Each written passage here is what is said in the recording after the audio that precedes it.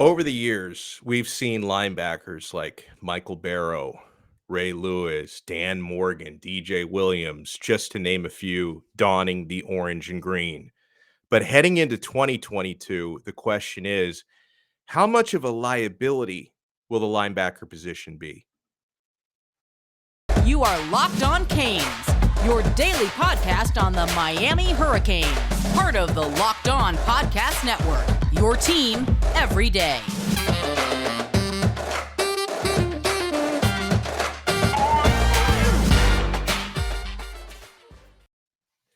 I am Alex Donno, your host. I'm a University of Miami alumnus, longtime South Florida sports radio vet, including pregame and postgame for Miami Hurricanes football. And thank you so much for making Locked On Canes your first listen every day. Today's episode is brought to you by BetOnline. BetOnline has you covered this season with more props, odds, and lines than ever before. BetOnline, where the game starts. And Locked On Canes is available free wherever you get your podcasts and available free on YouTube. Let's talk about the linebackers heading into 2022. And this was by popular demand. Recent episodes we've done on really deep units like running back, defensive line, defensive back. In the next couple, we're going to tackle areas that could be liabilities if things go a certain way. And linebacker is a big one. We had poor tackling, poor angles, a lot of open gaps in the field last season that contributed to Miami's defense being much maligned. Big question we have to ask ourselves when you throw in Charlie Strong into the mix, who's been a very successful linebackers coach, defensive coordinator everywhere he's been, and Kevin Steele as your defensive coordinator. Just from coaching alone, how much better can this group be? Before we get to that, let's talk about the personnel. Okay. Now, no disrespect to the returning linebackers from last year, but I'm most excited about the new faces. Let's start with Caleb Johnson. Caleb Johnson, transfer from UCLA. He arrived after spring, so we haven't really seen him outside of edits and photoshops. We haven't seen him really wearing the orange and green just yet, but I'm really pumped about this player. I don't know how Miami keeps doing this over the last few years. UCLA fans must hate us because we found a way over the last few years to poach some of the most promising UCLA defensive talent. Jalen Phillips a few years ago, he goes on to be an 18th overall draft pick. Now we get Mitchell Agude on the defensive line, defensive end to be exact, and Caleb Johnson at linebacker in the very same transfer portal, if I can speak correctly. Caleb Johnson, um, I understand he's got good leadership qualities, and hopefully he can lead not only in the locker room, but lead by example on the field as well. This is a sure tackler, very good tackler, excellent instincts for the position, always lined up correctly. One of, honestly, the few bright spots from not a very good UCLA defense last year. Interestingly enough, and this is according to Pro Football Focus, their metrics, the best game that Caleb Johnson played last season was against Oregon.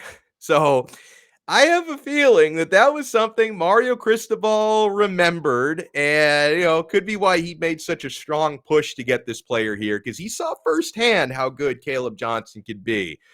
So in 2 years as a UCLA Bruin, Caleb Johnson recorded 89 total tackles, 5.5 sacks, and 2 interceptions at UCLA. And, this is a player for a unit that, really last couple years, but especially last year, just struggled to be in the right places and really struggled to finish tackles. You're not going to have to worry about that with Caleb Johnson. He is going to be a starter at the University of Miami. There's no question about that. And honestly, I can't even describe how happy I am to have him here. I had a good feeling that Miami was going to get somebody really good in the transfer portal at linebacker because there was such a big need there. And I think this young man is a perfect fit, and linebacker is a really big area of need. So I don't know if I'm overstating this, but when you look at the expectations people have for the Miami Hurricanes, right? That they can win the Coastal first time, long time. 2017 was the last time that they won the Coastal. compete for an ACC championship, compete for a better quality of bowl game that we've been making for the most part, with how important the entire defense is, especially linebacker, because it doesn't look as good on paper as a lot of the other units. Somebody like Caleb Johnson, he can be a big time needle mover. Like he could be the difference, maybe even in like a win or a loss this season. I think he's going to be that important. So I'm so happy to have him. Another new face that I'm really excited to have here is Wesley Bissainthe, the true freshman from Miami Central. Now, this is more obviously of a long-term deal. 18 years old. He's not just going to come in here and set the linebacking room on fire and become one of the best players in the ACC. Maybe. I think he's really good, but I'm looking more in a long-term vision with Wesley Bissainthe that he can start to kind of turn around the linebacker culture at Miami. So he's not going to be a starter unless he's shockingly good in fall camp or if somebody else is shockingly bad in fall camp. But I think he's going to be able to carve out some playing time this year. Really good blitzer, good against the run, but also good in coverage. So he's complete 3-down linebacker. One thing that's, I guess, a knock, at least right now, on Bissainthe, which is the case for a lot of, true freshmen that come in, he's only listed at 205 pounds, 6'1". So the height is okay. 205 pounds, very light. We want to get him in like the 220 or more range. So he's got to put on some size. And listen, when you look at the listed weights, I don't know exactly the last time he stepped on a scale officially. He might already be over 210. I don't know, but I do know he's got to put on some size. But I think he's going to be really good in the future. Miami did lose some linebackers in the transfer portal. I didn't lose any sleep over the guys that they lost. Tyreek Austin Cave, Deshaun Troutman left in the portal. Outside of the fact that they're just bodies, their depth, I don't know if they're going to be missed a whole lot. Not really Miami caliber. Some of the familiar faces that are back, okay? And again, I think a couple of these guys I don't think have reached their ceiling just yet. And I think all of them can benefit from the type of coaching Miami has brought in. I do like Gilbert Frierson a lot. He was in the striker role last season on the strong side. Now that's called the star in Kevin Steele's defense, which is a little bit different, more like a true linebacker in this defense. But Gilbert Frierson, I think that this player could be on the up and up. Had a really good spring game. He made some plays. I don't think he's reached his ceiling just yet. Waynmon Steed is back. He maybe excites me a little bit less than Frierson, but I hope he proves me wrong. I don't know how much higher his ceiling is, but he's a guy with a lot of playing time under his belt. Corey Flagg is back. He was the starting inside linebacker for most of the season last year. I know for a fact that Flagg has been working incredibly hard this offseason. I think like a lot of these guys, like he's kind of excited and ignited by the coaching changes and, especially on the defensive side of the football. I know he's working to get stronger, hopefully become more consistent on the field. He was Miami's leading tackler last year, had 60 tackles on the season. Another guy who's back and I think has a lot of athletic upside in this unit, Keontra Smith, fourth-year junior. Probably like the most, maybe arguably the most athletic upside out of the returning guys. Transitioned to weak side linebacker last year, made 4 starts last year, appeared in 9 games. He did miss 3 games due to injury. There were a lot of injuries in the linebacker group last year. So, if you want to throw around excuses maybe for why that unit wasn't better than they were, not very deep. When you're not deep and you have injuries, it's going to affect you. Sophomore Chase Smith, I think has some promise. Looked like he was starting to break out last season before he got hurt. Probably will back up Frierson at strong side linebacker. Ryan Ragone, who's very experienced, 5th-year senior. He's a nice player, was pretty consistent last year. I like his toughness a lot. Avery Huff is heading into his 4th year this year. He's had injury troubles as well. I know he's been, based on his social media, he's very active. There's been working very hard in the weight room. I love his size, the size that he's putting on and the size that he already has. So, Miami, like some of Miami's linebackers are undersized because they have some guys in that room who in high school played safety and corner and then converted to linebacker. So you've got some guys in the 5'10", 5'11" range. That's not the case with Avery Huff. Like Avery Huff, 6'3", 230 pounds. So he looks like a linebacker. I hope he can stay healthy and put it all together this year. So a big bottom line for me is, and you can ask the question, out of all the units this season, like if there's one offensive unit and one defensive unit that you have to wonder might be the Achilles heel of this team, like if the offense doesn't succeed, you would think the Achilles heel would probably be offensive line. If the defense doesn't succeed, got a lot of depth on the D line and a lot of depth in the secondary. If they don't succeed, you're thinking the Achilles heel is probably linebacker. The good news on both of those units is, compared to the last few years, incredibly well coached. But can those coaches work, quote unquote, miracles? Right? When you talk about the O-line, Mirabal and Cristobal, they are going to be impeccably coached. And then you talk about the linebackers. Charlie Strong is the coach of that unit. Kevin Steele is the defensive coordinator. I think one of the reasons why Kevin Steele is such a perfect fit at Miami is this guy was born to coach South Florida athletes, because his defense emphasizes speed and explosiveness. And those are the types of players you get out of the South Florida high schools. And Kevin Steele always, guys, he is obsessive compulsive when it comes to tackling. He will not accept guys taking shortcuts, bad angles, not wrapping up.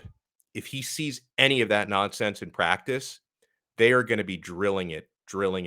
He will not let these guys go home until they're tackling properly in practice. And a big part of that, putting your head on the ball, taking the proper angles. So listen, I think there's potential in this group, right? Is linebacker as stacked as some of the other units on this team? Absolutely not. But I think there's potential there, and I think they can benefit from what really is world-class coaching on the defensive side of the football. So listen, if we're talking at the end of the 2022 season, if we're talking about Miami having a bad defense or ranked in the 90s, hundreds in some statistical categories, a lot of that will probably have to do with the linebackers just not being up to snuff. But I think when you add a guy like Caleb Johnson and when you add the coaching that Miami has added, I think this unit can, at least at the very least, not be a weakness on the Canes this year. My friends, we have a lot to talk about on this episode of Locked On Canes. We're not done. We're not finished. Sporting News has put out a ranking. All the head coaches in college football ranked, power rankings 1 to 131. Where does our guy Mario Cristobal fall? You know who's always number one on my list is betonline.net. It's your number one source for all your betting stats and sports info. Find all the latest sports developments, news, and odds, including this year's basketball championship matchup, the NHL conference finals, Major League Baseball, and of course, all the latest fighting news from MMA and UFC over to boxing. BetOnline is your continued source for all your sporting wagering information, including live betting, esports, and more. So head on to the website today or use your mobile device to learn more about the trends and action. BetOnline, where the game starts. And guys, I spent a lot of time at betonline.net looking at those college football futures. Miami over under 8.5, Miami plus 700 to win the ACC. There's a lot of good stuff you can get on there. And my friends, this episode is also brought to you by the great people at Rock Auto. With the ever increasing numbers of makes and models, it's now really impossible for your local auto chain parts store to stock all the parts you need. So why would you want to endure the often pointless or seemingly intimidating questioning like, hey, is your Odyssey an LX or an EX? And then you have to wait while the person behind the counter orders the parts on their computer, choosing only the brand that their warehouse just so happens to carry. Well, you have computers of your own with access to rockauto.com at home and even in your pocket, my friends.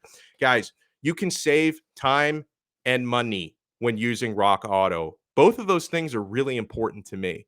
Why would you choose to spend 30%, 50%, even 100% more in some cases for the same exact parts from a chain store or a car dealership? For example, if you've got that Honda Odyssey and you need a new fuel pump, that fuel pump is going to cost you $350, $353 to be exact from a chain store, only $216 from Rock Auto. It's a big saving right there. Rock Auto is a family business serving do-it-yourselfers for over 20 years. Their prices are reliably low for every single customer. So go explore their easy-to-use website today to find the solution to all of your auto parts needs. Go to rockauto.com right now and see all of the parts available for your car or truck. Just write "Locked On" in their "How did you hear about us" box so they know that we sent you. Amazing selection, reliably low prices, all the parts your car will ever need. rockauto.com. Guys, thank you so much for making Locked On Canes your first listen today. Now make the ultimate NBA mock draft your next listen. That's going to start on June 16th with over 50 insiders. Nothing equals the ultimate NBA mock draft. The Locked On NBA Big Board Draft experts plus Odyssey insiders. First pick is June 16th. Search Ultimate NBA Mock Draft and follow now so you do not miss a pick. So I found this interesting. Every year, Sporting News puts one of these lists out where they rank all the coaches in college football, and not just Power 5, folks. Like, a lot of research must go into this. Every single FBS school, 131 of them, to rank their head coaches from 1 to 131. Can you guess where Mario Cristobal is? And no, I don't think this is an injustice of any kind, okay? So, number 1 in their power ranking, old grumpy Nick Saban. He hates NIL, still a darn good football coach. Nick Saban is number 1 on their power ranking. Dabo Swinney is number 2. Kirby Smart. Can the guy get more respect coming off a national championship? Kirby Smart is number 3. Ryan Day from Ohio State is number 4. Luke Fickell from Cincinnati is number 5. I like Fickell. I thought that was a little high for Luke Fickell. Okay, well, let's see what you do in the Big 12, right? You've been racking up those wins in a lesser conference. Brian Kelly, who's now at LSU, number 6. Yeah, okay, Brian Kelly's a darn good football coach. The guy's a snake, but he is a darn good football coach. He gets a ton of respect there at number 6. Lincoln Riley, now at USC, is number 7. Honestly, I thought you could probably swap Lincoln Riley with Luke Fickell, and I don't think anybody would complain. I think he probably deserves that 5 spot, and then maybe Fickell number 7, or maybe Fickell a little bit lower. I'm just saying, but I think Lincoln Riley deserves to be a little bit higher than number 7. Jimbo Fisher, Texas A&M, number 8. Maybe a few weeks ago I would have argued that, but I'm still so jazzed about how Jimbo Fisher eviscerated Nick Saban that, okay, I'll let Jimbo have number 8. Okay, now this one. I mean, Jim Harbaugh, number 9. Prisoner of the moment, anyone? I mean, the guy finally beats Ohio State for the first time in 100 years after being underwhelming for, 5 or 6 previous years at Michigan. The guy's top 10 on your list now. Harbaugh, I think that's a little high for him. Then, okay, the next 2 are interesting when you go into number 10 and number 11. Number 10, Kyle Whittingham from Utah. So he cracks the top 10. And again, this is the Sporting News, their annual power ranking 1 to 131 of all the head coaches in college football. Kyle Whittingham, number 10. And then Mario Cristobal, number 11. I'm okay with that, folks. If you were just strictly going by best recruiters, I think Cristobal is top 5. If you were going by best full staffs in college football only, then Cristobal's probably near the top 5 with the staff that he has at Miami. But I guess if you put everything into that melting pot, because, I know that Cristobal, he's not the best game day coach in the world. I think he's a meticulous preparer. I think he runs really good practices. He's obviously an incredible recruiter. I think all things considered, I have zero problem whatsoever with Mario Cristobal at 11. And the reason why I said the 10 to 11 was interesting because, listen, Kyle Whittingham flat out coached Mario twice last year in the Pac-12 regular season and Pac-12 championship. So I can't argue that. Kyle Whittingham being a spot above Cristobal, no problem with that whatsoever. So Mario cracks the top 11. And what's surprising to me is, and I think that they might do this based on him having on paper an even better staff this year than he had at Oregon last year, Cristobal was ranked number 16 on the list that they made a year ago when he was still at Oregon, of course, and they actually now have him at number 11. So he has ascended 5 spots from one year to the next. They say Cristobal is tasked with leading his alma mater to its first ACC championship. Seriously, that is where it has to start before any talk of the U, they put it in quotes, being a national championship contender. The good news, Cristobal is 26-8 for a 765 winning percentage, ninth best among FBS coaches in that stretch. I think that stretch being the time he was at Oregon. Or the last, what would that be? The last 2-3 years? I'm not good at math, folks, but it is what it is. They say he pushed Oregon back into the CFP conversation. If he does the same with the Hurricanes, there will be much more hype, that they say. So, yeah, I think what's going to make Cristobal so dangerous at Miami, dangerous in a good way, all the potential here is doesn't have to travel nearly as far or as often to recruit, right? There's not a whole lot of homegrown talent in Oregon. In Miami, like in Oregon, you've got to fly for 3 hours, right, to see most of the talent. In Miami, you've got to walk 3 blocks to see a lot of that talent. And I'm not going to say he's got the resources down here that he had at Oregon. I mean, Phil Knight cuts a hefty check, okay? But Miami is also opening up their pocketbook now and investing the type of money that Cristobal needs to succeed. So, yeah, I think Cristobal, you put him in a rich recruiting ground like South Florida, probably one of the top 3 metropolitan areas recruiting in the entire country. The potential is absolutely there, my friends. And I went back and looked at last year's list that they put out, 1 to 31, 1 to 131. Oh, by the way, let me pull up. Do you guys want to guess who they consider to be the worst coach in all of college football? 131 on their rankings. Ken Wilson from Nevada. I feel bad for Ken. Like Ken Wilson. Let me see what the sporting news is. They got me dead last. Oh, poor Ken Wilson. No, I went back and looked at last year's list. I mentioned they had Cristobal at 16 last year. And then I had to think, okay, where did they have Manny Diaz a year ago? They had Manny Diaz ranked 31st heading into the 2022 season at Miami. I think in hindsight, you'd say that might be a little bit high because the 31st ranked coaches in the country are probably not getting fired, right? But so I think that, and then I don't know how long they've been putting out these lists, but excitement for Cristobal for what Miami did, making this investment in him is. You think about the coaches that Miami has had in recent years. We'll get to this on the other side here. Like, when do you think would be the last time heading into a season you would consider Miami to have a top 11 coach in the country? That's something I want you guys to think about. But I also want you to think about the new caramel brownie from Built Bar. Don't you love a chewy chocolate brownie? What about a caramel brownie with caramel swirled on top? So good. What if I told you that you can have all of that chewy, chocolatey deliciousness plus 17 grams of protein? You are in luck, my friends, because caramel brownie bars are available at built.com right now, and you've got to act fast because they are a fan favorite. Forget about dessert. These are better than dessert. Plus, the macros are unreal. Only 130 calories. Those 17 grams of protein, which is awesome. Only 4 grams of sugar. I would replace a regular brownie with Built's caramel brownie bar in a heartbeat. And the best part, caramel brownie bars are covered in 100% real chocolate. With Built, you don't need to sacrifice tasty for healthy. You can have both.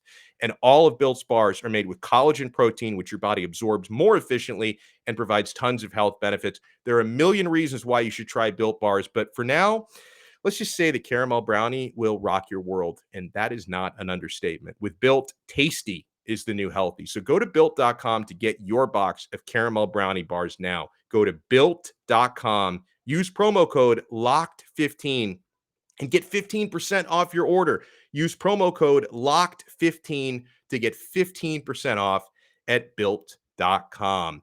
Thank you so much for making Locked On Canes your first listen, or like maybe your first listen before bed tonight. I'm so sorry we're late today. I had some technical problems early this morning. I filled in and hosted a 4-hour radio show today. So we put out a very rare evening edition of Locked On Canes. And so thank you so much for starting your weekend with us. We will have a weekend episode coming up as well. So, okay, you think about this. Mario Cristobal ranked number 11 by the Sporting News, 11th best overall coach in college football in their power rankings out of 131. Number 11 out of 131, that's pretty good, okay? That's where they rank him heading into this year. When do you think heading into a season would be the last time any Miami coach would be ranked in the top 11? Manny Diaz, not deserving of that. I wonder about Mark Richt because his stock felt very high. After the 2017 season, it ended on a really sour note. They lost the season finale to Pittsburgh. They got shellacked in the ACC championship game against Clemson that year, but at least they got to it, and they got shellacked in there. What was it against? Was it against Wisconsin that year? Miami has been beaten in so many bowl games. The L's just start to run together for me. I think it was Wisconsin that beat them in the Orange Bowl that year. It wasn't good. It wasn't pretty. So, they ended the season on a really bad note, but it was also the best season that they'd had in almost 2 decades. So, I don't know. Like, I wouldn't have called Mark Richt top 11, but probably top 20 heading into the following season if you're going to go by a power ranking, but certainly not top 11. Al Golden, I wouldn't rank this guy top 100, let alone top 11. So I doubt that was ever a thing. Randy Shannon, maybe there was one year, what was it, heading into like the 2009 season or whenever, like after, like a year after he got that big time recruiting class. It would have been heading into 2010. Maybe he would have gotten some respect that year, but to be honest, confident in like a top 11 coach in a power ranking, I think you'd have to go back to Larry Coker, like coming off the 2003 season, maybe, where Miami didn't win the championship that year, obviously, but they won 10 games regular season and they beat Florida State in the Orange Bowl that year. Like, that might be the last time, if you're doing one of these power rankings, that you would say, yeah, we feel good enough about Miami head coach to make them, top 11 in our power rankings in the country. It was probably Larry Coker back in those days, if I'm being real here. Guys, huge shout out. Thank you for joining us late on this episode. Not only, if you want to follow my personal Twitter account, it's at Alex Donno, Donno spelled Donno. Follow our show account, Locked On Canes. Every show-related thought that pops into my head, we tweet it at Locked On Canes, and we follow back. We will follow you back on the Locked On Canes Twitter account. And okay, so next week we are going to do a deep dive episode on the offensive line, which could be another liability. Coaching can't fix it. And we're also going to do next week a deep dive on the quarterback room, not just TVD, the entire quarterback depth chart, and a deep dive on the tight end room as well. So you have that to look forward to coming up in the days to come on Locked On Canes. Thank you so much for making Locked On Canes your first listen today. Now make your second listen, the Locked On NBA Big Board podcast. Host Rafael Barlow takes an in-depth look into the biggest prospects, the latest player rankings, and of course, those big boards. Follow Locked On NBA Big Board every day on the Odyssey app, YouTube, and wherever you get your podcasts. We will talk to you guys Saturday, a special weekend episode coming up on Locked On Canes, part of the Locked On Podcast Network, your team every day.